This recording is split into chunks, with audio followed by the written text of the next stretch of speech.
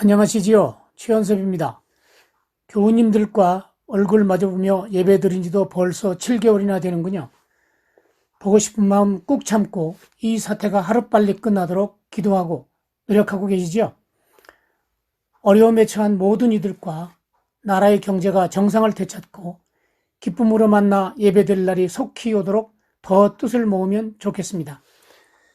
7월 말께인가요? 정경일 형제께서 제게 재난으로 지쳐있는 우리에게 위로와 용기가 되는 말씀을 부탁했습니다. 그래서 제가 지금 그 위로와 용기를 받아야 할 형편에 있다고 답을 드렸습니다. 그냥 인사치레로 한 말은 아니었습니다. 세상이 자꾸 낯설게 느껴지기도 하고 가닥도 잡히지 않아서 혼란스러운 상태에 있었기 때문입니다. 위로와 용기를 주다 보면 위로와 용기를 받을 수도 있을 것이라는 형제님의 설득에 넘어가긴 했습니다. 그러나 아직도 그 상태에 머물고 있어 조심스럽게 이 자리에 서 있습니다. 혹 말씀이 끝날 때쯤에라도 저와 여러분 모두에게 어떤 위로와 용기를 받는 은혜의 시간이 되길 바랍니다. 무엇 때문에 그러는지 궁금하신가요? 간단합니다. 제가 평생 동안 소망과 기대를 갖고 살았던 교육과 기독교에 대한 회의와 스스로에 대한 자책감이 생겼기 때문입니다. 사실 교육과 기독교는 저희 사회생활에서 가장 많은 시간과 열정이 담긴 분야입니다. 사람들이 많이 배우고 잘 배울수록 세상은 더욱 밝아질 것이고 기독교 신앙이 깊어지고 기독교가 용성하면 세상에 선한 에너지가 넘쳐나고 정의와 평화가 강같이 흐를 것이라 믿으며 분주하게 살았습니다. 물론 실제의 삶은 구멍이 숭숭 나와 있긴 합니다. 누구처럼 100여 번씩 압수수색을 받지 않아도 저희 삶에는 지저분한 행동과 냄새나는 일들이 넘쳐날 것입니다. 기력이라 불리기도 하는 외국의 명수들에게 걸리면 아마 천하의 위선자요 범법자가 되었을지도 모를 것입니다. 다만 교육과 기독교에 대한 소망과 기대만은 놓치지 않으려고 버둥거리며 살았다는데 위로를 받고 있을 뿐입니다. 그런데 최근의 일로 그러한 소망과 기대에 금이 가기 시작하였습니다. 많이 배웠다는 분, 높은 자리에 있는 분들이 벌이는 혐오와 독서리 잔치, 죽고 살기로 맞서는 파당적 투쟁이 그것을 촉발시켰습니다. 법과 정의라는 이름으로 고무줄 잣대를 휘둘러대는 권력자들, 기독교의 이름표를 달고 자행하는 세습, 성폭력, 불법과 폐악에 빠진 목사, 장로란 분들 때문에 충격도 받았습니다. 배웠다는 것과 못 배웠다는 것의 차이가 헷갈리고 기독교와 그 신앙의 존재 가치가 뿌리째 흔들리는 걸 느꼈습니다. 사실 이보다 더 괴롭고 힘든 것이 있었습니다. 그것은 존경하던 선배와 사랑하는 후배들과의 사이에 쌓여가는 장벽이었습니다. 세월호, 촛불혁명, 대통령 탄핵, 조국 사태를 거치면서 그 분화와 거리가 생기기 시작하였습니다. 국회의원 선거, 검찰개혁, 부동산 대책, 코로나 대응, 태극기 부대는 그 절벽을 더 크게 만들었습니다. 심지어 마음 저 한 구석으로부터 미운 마음까지 생겨나는 걸 발견하고는 깜짝 놀랐고 죄송하기도 하였습니다. 도대체 왜 이렇게 된 것일까요? 자유와 종교가 얼마나 중요하기에 분노와 적대로 치닫고 남의 생명까지 위협하는 것일까요? 권력이 무엇이고 정의가 무엇이기에 가까운 선후배, 직장 동료, 심지어 같은 교우들끼리도 얼굴 대기가 두려워지고 미워하는 마음까지 가져야 하는 것일까요? 정부가 아무리 밉더라도 나라 망하기를 바라듯이 말하고 행동하는 게 정상적인 것일까요? 다양성 없이 민주주의도 없다고 하지만 동반자적 공존이라는 단어가 끼일 틈이 없다면 심각한 것이 아닐까요? 물론 그것은 지극히 일부의 사회일 뿐이고 제가 너무 과민해서 그럴 수도 있을 것입니다. 그러나 한국은 갈등 비용으로 연간 최대 246조 원을 쓰고 있다는 연구가 있지 않습니까? 그 갈등 수준이 OECD 평균 수준으로 개선되면 실질 GDP가 0.2%포인트 정도 추가 상승할 것이라는 보고서도 있습니다. 그것이 2010년, 2016년에 발표된 것이니 지금은 그 수치가 훨씬 커졌을 것입니다.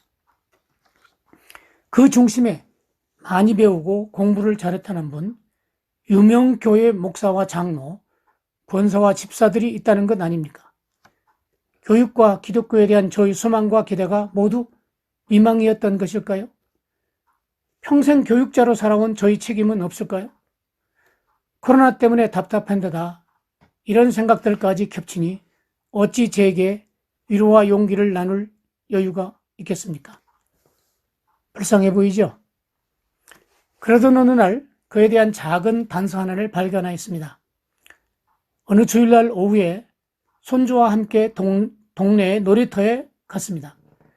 요즘은 주말마다 손주를 봐야 하거든요. 그런데 모래장난을 하던 손주가 갑자기 그거 내 거야, 이리 줘 하고 소리를 치며 달려가고 있었습니다. 깜짝 놀라 바라보니 근처에 놀던 여자아이가 나뭇가지를 들고 달아나고 있었습니다. 저와 그 아이의 삼촌이 달려가 떼어놓지 않았으면 복잡한 육탄전이 벌어질 뻔하였습니다. 사실 그 나뭇가지는 눈만 돌리면 널려있는 보통의 나뭇가지였습니다. 사진을 보여드릴 수 없어 아쉽네요. 손주가 가지고 놀다가 곁에 뒀던 걸 여자아이가 가져갔던 것 같습니다. 그 순간 손주에게는 그 나뭇가지가 포기할 수 없는 가치가 되었고 빼앗기면 큰일이 날 것 같은 생각에 빠졌던 모양입니다. 여자아이도 그랬던 것 같습니다. 그래서 아무리 말려도 다시 달려가 내놔 내 거야 소리치고 싫어 내 거야를 반복하는 양상이 한참 동안 이어졌습니다. 그 상황 상상이 되시나요? 이를 보면서 문득 그 옛날 공부했던 유치증이라는 단어가 떠올랐습니다. 영어로는 인fantilism이고 영아증이라고도 하는 말 아시죠? 어른들이 지식, 판단력, 감성 조절력, 가치관 등 모든 면에서 어린애 수준을 보인다는 것입니다. 어른들이 아직과 독선, 욕구 조절 장애가 그 한 표현 형태입니다. 별 쓸모없는 것에 한 번 꽂히면 물불을 가리지 못하는 어린이를 보면서 혹시 그 어른, 그 선배, 그 목사, 장로들이 유치증에 빠져 있는 게 아닌가 하는 생각이 떠오른 것입니다. 교육의 눈으로 보면 유치증은 다양하고 문제가 많습니다. 유네스코에 따르면 교육은 건강하고 생산적인 민주시민을 양성하는 일입니다. 그래야 정의롭고 평화로우며 포용적인 사회를 이루어가려는 공공활동입니다. 따라서 교육을 받고도 자기중심주의, 제1속 집착에 갇혀있고 인권 감수성과 성인지 감수성이 바닥이면 교육의 실패이자 교육 유치증이라 할 수 있습니다. 1등급으로 좋은 대학에 입학하고 그 어려운 관문을 통과한 전문직들이 특권의식에 빠져 공공책무를 팽개치고 공감적 소통 능력이 부족하면 인재 양성에 결함이 있다고 해야 할 것입니다. 2019년 경찰청이 국회에 제출한 성범죄 피의자 현황 보고는 참 충격적입니다. 그에 따르면 최근 5년간 전문 직군의 비율이 계속 증가하고 있으며 의사, 종교인, 예술인, 교수, 언론인, 변호사 순으로 많다고 합니다. 통계는 없지만 그 옛날 학창시절의 고리적 지식과 가치관을 가지고 21세기 국정을 논하는 의원님들 많지 않습니까? 초인류 정부를 지향하는 현대 국가조직을 출신 지역, 학벌, 측근 등 조선시대 봉당정치의 눈으로 칼질하는 언론인들은 또 얼마나 많습니까? 모두 슬픈 교육 실패요, 만연된 교육 유치증의 산 증거일 것입니다. 유치증은 성경에도 자주 지적되고 있습니다. 오늘이 본문 말씀 에베소서 4장 14절 말씀은 아주 직설적입니다. 한번 볼까요? 우리는 이 이상 더 어린아이로 있어서는 안 됩니다. 우리는 인간의 속임수나 간교한 술수에 빠져서 온갖 교훈의 풍조에 흔들리거나 이리저리 밀려다니거나 하지 말아야 합니다. 예수를 그 정도 믿었으면 달라질 때도 좀 되지 않았냐? 제발 어린애처럼 아무 말에나 현혹당하고 중심을 잃지 말라는 것입니다. 신앙 유치증에서 빠져나오라는 간곡한 호소가 아닙니까? 이러한 유치증의 지적은 성경 곳곳에서 발견할 수 있습니다. 젖을 필요로 하는 아이, 어린아이와 같은 말과 생각, 초등 학문 아래에 있는 사람 등이 그것입니다. 이런 신앙 유치증 지적은 기독교인에게는 참 뼈아프고 부끄러운 일일 것입니다. 그런데도 귀에 들어오지도 않고 마음에 찔리지도 않는 이들이 많이 있습니다. 성경 강해는 기가 막히게 잘하고 대형 교단의 대표라 하는데 그 입에서는 증오와 저주가 쏟아지고 자기 도취에 빠진 분들도 많지 않습니까? 예수를 믿으라 했더니 목사만 믿고 이웃을 사랑하라 했더니 끼리끼리만 사랑하는 이들은 또 얼마나 많습니까?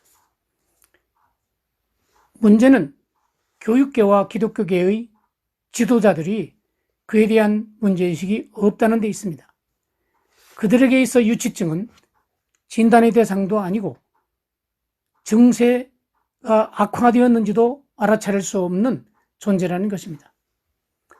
교육 목표는 그럴듯하게 지시하지만 성과 진단은 못하고 설교할 때 아멘은 잘 끌어내지만 정작 신앙적 성숙이 무엇인지는 모르는 반푼이 지도자들이라는 것입니다.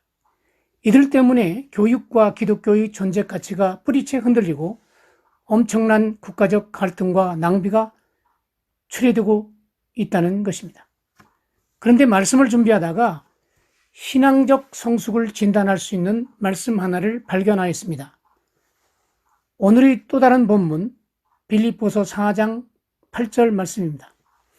마지막으로 형제 자매 여러분, 무엇이든지 참된 것과 무엇이든지 경건한 것과 무엇이든지 옳은 것과 무엇이든지 순결한 것과 무엇이든지 사랑스러운 것과 무엇이든지 명예로운 것과 또 덕이 되고 칭찬할 만한 것을, 이 모든 것을 여러분은 골똘히 생각하십시오.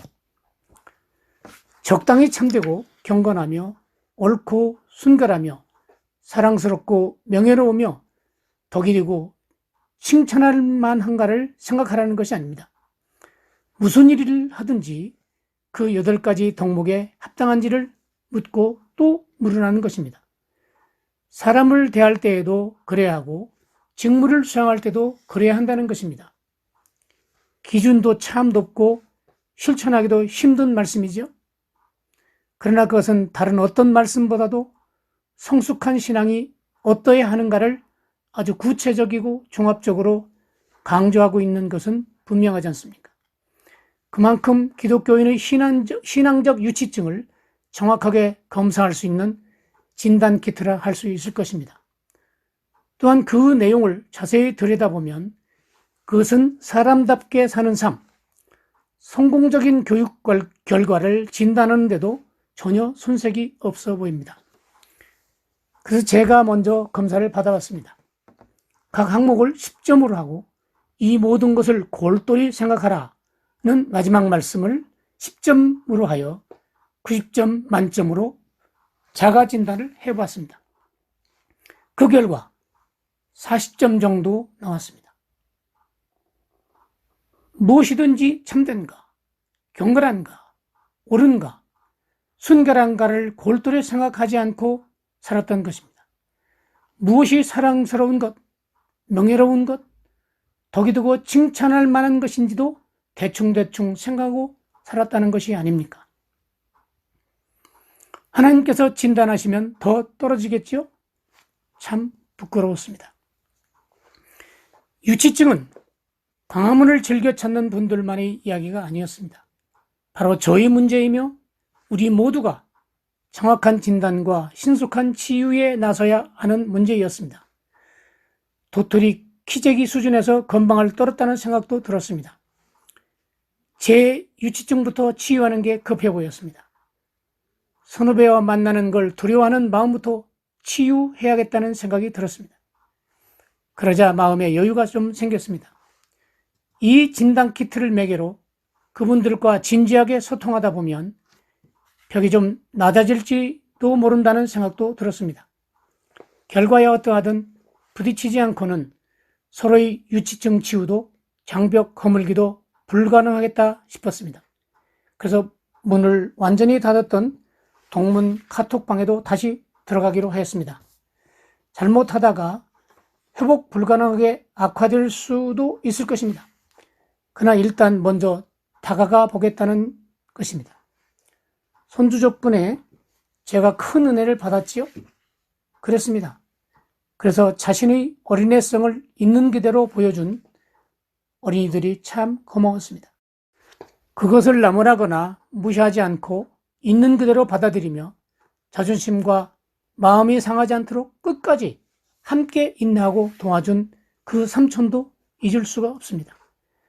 정말 기분 좋은 일은 그들의 순수성이었습니다. 상황이 끝난 후 아이들은 미안하다는 말은 안 했습니다. 하라 해도 따르지는 않았지만 계면적인 빛은 역력했습니다. 쭈뼛쭈뼛 눈치를 보며 작은 목소리로 오빠 가죠, 너 가죠를 몇 번씩 반복하는 모습은 참 갸륵하고 사랑스러웠습니다.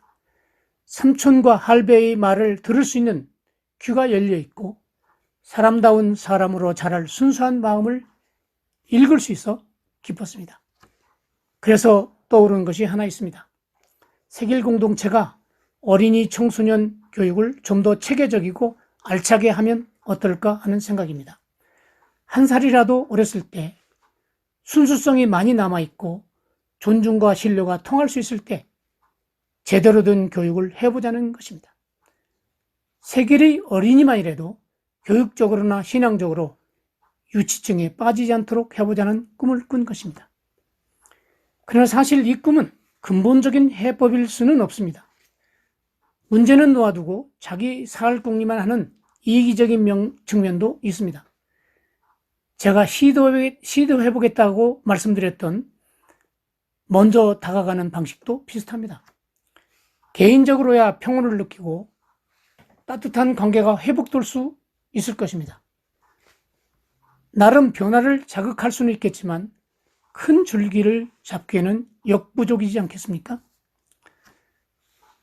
사실 어른의 유치증 치유는 낙타가 바늘구멍으로 들어가는 것만큼이나 어렵습니다. 그것은 이미 고정관념이 되어 있고 정체감과 결합되어 있기 때문입니다. 그래서 자신의 생각과 행동을 바꾸는 것은 자기 부정처럼 느낄 것이고 다른 사람이 바꾸라 하면 부당한 압력으로 비칠 것입니다. 많이 배우고 지위가 높을수록 자기 합리화도 잘하고 자존심이 강해서 절대로 유치증을 인정하지 않을 것입니다. 스스로 자신의 모자람을 직시하고 고치는 것이 진정한 자존심이고 성숙한 신앙인데도 말입니다. 그래서 요즘같이 집단적인 극단성을 보이는 상황에서는 종교개혁과 같은 특별한 은사가 아니고는 백약이 무효일 가능성이 큽니다. 이런 점에서 저는 이정표 교수께서 페이스북에 제안한 어느 한날 다 같이 교회의 잘못을 고백하자는 의견에 적극 찬동하였습니다. 오늘날 우리가 당면하는 모든 혼란과 고통은 기독교의 오만과 방심 때문이었다는 자복을 하자는 제안이라 생각했기 때문입니다. 기독교 이단이 창궐하고 청년 극우층이 증가하는 것도 기독교가 세상에 안위와 평화를 주지 못했기 때문이었다는 뼈아픈 회개만이 대변혁의 원동력이 될 것이라 믿었기 때문입니다. 여러분은 어떻게 생각하시나요? 지금 같은 교육과 기독교로는 코로나 이후의 시대를 제대로 뚫고 나가지 못할 것 같지 않으시나요? 이때 예수 따르미를 표방하는 우리 공동체는 무엇을 해야 할까요? 여러분의 소망과 기대는 무엇인가요? 그래서 마지막으로 저희 꿈 하나를 더 말씀드리고 마치겠습니다. 이 나이에 또 무슨 꿈이냐 싶죠? 그래서 대단한 것도 아니니 그냥 의견이라 하는 게 좋겠습니다. 그것은 새길이 소망 나눔 마당을 열어보자는 것입니다. 이 어지러운 세태를 뚫고 나갈 일이건 우리 공동체의 개혁이건 다 같이 각자의 소망을 꺼내놓자는 것입니다. 내가 이렇게 앞장서겠으니 함께할 뿐 손들라는 결단과 동료가 있으면 더 좋겠습니다. 보고 싶은 마음도 달랠 겸 온라인을 통하여 몇 달 동안 소통하고 고민하다 보면 내년은 좀 더 힘차게 맞이할 수 있지 않을까요? 감사합니다. 기도하시겠습니다. 우리의 힘과 능력이 되시는 주님, 자신의 유치증을 치우는커녕 인식하지도 못하는 우리를 불쌍히 여겨 주소서. 이 땅의 고통과 난국을 맞이하면서 더 고통받는 이웃을 먼저 생각하게 하시고 서로 위로하고 용기를 북돋우면서 잘 견뎌내게 도와주소서. 우리로 하여금 그동안 신앙적 오만과 방심을 뼈아프게 회개하게 하시고 이 땅에 주님의 선한 에너지가 흘러넘치게 하소서. 그리하여 대전환의 은사도 짜릿하게 경험할 수 있는 은혜를 내려 주소서. 우리로 하여금 소망과 기대를 버리지 않게 보살펴 주시는 예수님 이름으로 기도드립니다. 아멘.